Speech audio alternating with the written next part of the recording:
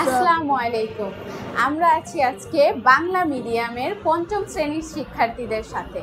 আজকে আমরা তাদের বিজ্ঞান ক্লাসের একটি বিষয় নিয়ে আলোচনা করব। চলুন বিষয়টি শিক্ষার্থীদের কাছ থেকে জানা যাক। রহিন, আমার গাছটি মারা যাচ্ছে। তোমার গাছটি জানালার পাশে রেখে দাও। এক বন্ধু আরেক বন্ধুকে গাছটি জানালার পাশে রাখার পরামর্শ কেন দিল?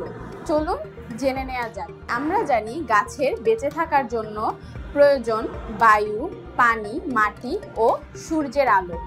গাছটি ঘরে থাকার কারণে সূর্যের আলো থেকে বঞ্চিত।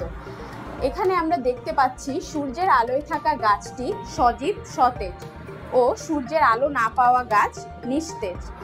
সুতরাং আমরা আজকে একটি গুরুত্বপূর্ণ বিষয় সম্পর্কে জানলাম। গাছের পর্যাপ্ত বৃদ্ধির জন্য সূর্যের আলো খুবই গুরুত্বপূর্ণ। আজকের মতো এ পর্যন্তই। আল্লাহ হাফেজ। লন্ডন স্কুল অফ ইংলিশ, জীবনের জন্য শিক্ষা।